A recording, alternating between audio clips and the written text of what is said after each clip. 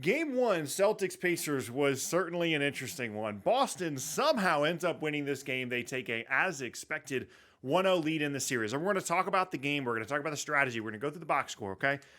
Let's do a vibe check to start the game off because I was ready to go before that last possession for Boston. I had the lights set up. I had the camera set up. Everything was ready to go. And I was ready to come on here and start yelling and screaming about how Boston cannot lose this game. There is absolutely no way that they can lose game one to an Indiana team that they are much, much better than. Like, we're going to give the Pacers some credit later on, despite the loss. They're much better than them. And I was ready to yell and scream about how if they lost the series, it was Joe Mazzulla's last series as head coach. It'd be the most disappointing team that didn't make the finals probably ever, given their relatively weak path to get to the finals. I was ready to talk about all these things. So they just didn't come out with energy. They didn't look like a team that was trying to win a playoff game. They looked like a team that felt like they had already won a playoff game. I was ready to get on and say all of that stuff.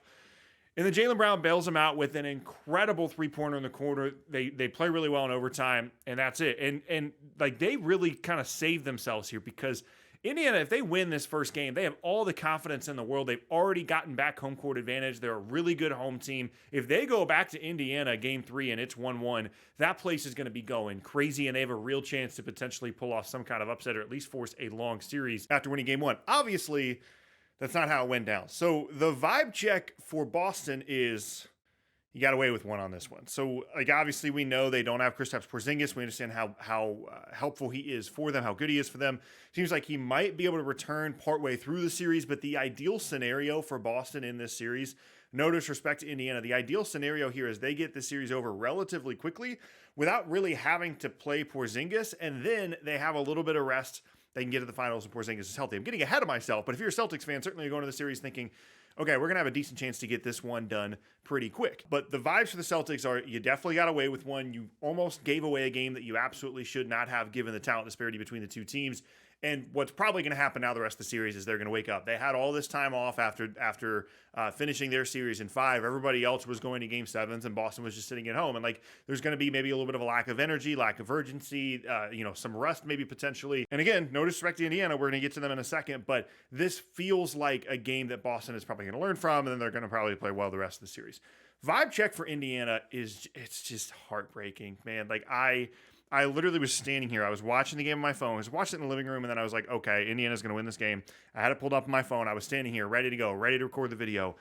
And then Jaylen Brown hits that 3, and it's not just a 3. I mean, that's the play we're all going to remember, right? But there's multiple late game turnovers for Indiana. I mean, they had this in the bag, and they kind of gave it away in a game that they played really well. Again, we're going to get to the full analysis of the game, but the vibe check right now is just like, on one hand, maybe there's a little bit of a confidence boost. It's like, yeah, we can 100% play with these guys. We were on their home floor, and we had every chance to win the game and should have won the game that just didn't. But when you are the team that is not, favorite, I guess, when you're the team that's not expected to win and you give away a game that you felt like you could have won, that is really, really difficult to overcome. Now, as we look at the box score, a couple of things stand out for me. First and foremost, this Indiana offense continues to be a problem for everybody that they play. And they didn't even shoot the ball particularly well from 3 tonight, 37%. They can shoot better than that from 3, but they just shoot unbelievably well on 2. Siakam hits all these mid-rangers. Nembhard will randomly hit some mid-rangers. We know what TJ McConnell does. They get to the rim. They get dunks. They are probably the best two-point shooting team in the entire league, and certainly they've elevated maybe even above that so far in the postseason. That stands out for me. Only 9 for 10 from the free throw line. Pretty significant free throw disparity here, which stands out. Pretty even on the boards. 38 assists for Indiana, albeit obviously in an overtime game. Boston right up there with 30 as well. And this was just a high-octane, well-played offensive game. And like, we knew that would be the case. Like, if you looked at the team stats from this game before the game actually started, it would make total sense. Lots of points in the paint, lots of threes getting up. This is probably what the series is going to look like the rest of the way, especially without Porzingis. And this game is also really interesting too because both teams kind of looked exactly like themselves, right? Boston got up a lot of threes. Indiana played at a fast pace. They got a lot of contributions from their bench. Boston relied a ton on their main guys. Jaylen Brown, Jason Tatum, these guys had awesome scoring games. Tatum had a couple of turnovers late in the game that were just like, I didn't even know what he was doing down the stretch there, but he, obviously had a really good game statistically. And for Boston, one of the reasons they were vulnerable in this game, specifically in terms of the stats, is because they didn't shoot the ball particularly well from 3. And that is a theme that we have seen with this team, is they can look absolutely unbeatable when they're making their threes, and they don't shoot a high percentage. It takes up such a high volume of their overall possessions that it can obviously have a negative impact on the offense. Now, moving forward in the series in terms of the analysis for this game, It's pretty tough for Indiana. I mean, it's not exactly the best that Indiana could have played and the worst that Boston could have played. But like we said earlier, I mean, this is one that Indiana absolutely had to steal. Halliburton had it going at certain points in the game. They were able to get really good contributions from their bench. And Boston is they're going to have games that they don't shoot 33% from three. Like they're going to have games where they shoot 40% from three, and Indiana probably just doesn't really have that much of a chance in those games. And so when you get an opportunity like this where a team comes out a little bit flat and a team doesn't quite have the urgency the way that the Celtics didn't, it's really, really tough for them to have not taken advantage of the game. Now, on the bright side for them, clearly the confidence level of the group is at an all-time high. I love seeing Tyrese Halliburton be more aggressive tonight, get into the rim more. One thing I will say specifically to the late game stuff, I'd like to see them go to Siakam a little bit more. After Jaylen Brown hit that three and they went into their offense, I think it was like 5.5 seconds left. They called timeout in the front court, chance to go ahead and win the game. Halliburton's really good, especially in the ball screen stuff. But like when it's late in the game like that, the Celtics can just trap him, make him uncomfortable. I'd like to see them go to Siakam a little bit more late game scenarios if they can. But both those guys are really good. And like I said, Indiana did what they did. They can shoot better from three. They can get to the free throw line more. But overall, if there was a game that it felt like Indiana should have won, of course it would have been this one. And for the Celtics, like on one hand, it's like, man, that was a really good comeback for them. Jaylen Brown hits the three. They had this resiliency to them where they were able to win a game that they absolutely should not have. And obviously there's excuses kind of built in here, right? It's like, oh, no, Kristaps Porzingis. They had all this time off. The Celtics don't get any excuses in my book because every team in the league right now that's left, all four teams are dealing with some injury stuff. Boston, every team they've played has been hurt. Every team Indiana has played has been hurt.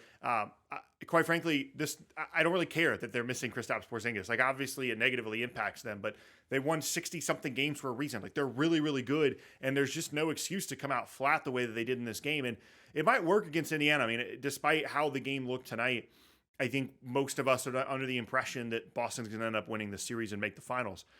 Any of the other two teams on the other side of the conference, they can't have games like this. They can't come out and just not really show energy or effort. Obviously, they started with a 12-0 run, but after that, the game just, it felt like they won. Like it literally felt like the Celtics thought, okay, we got up 12-0. We're better than them. We're going to win the game. And that's just not the mindset you can have in these kinds of games. And it's so infuriating and frustrating because some of the offensive stuff is just tough to look at. And there's just times where it's like, man, the Celtics team is so unbelievably talented. And when they have it going, it looks really good. But in games like this, it's like there's just something missing. Now, obviously, this is a lot of negative stuff to say about a team that won the game, went to overtime, played well in the overtime.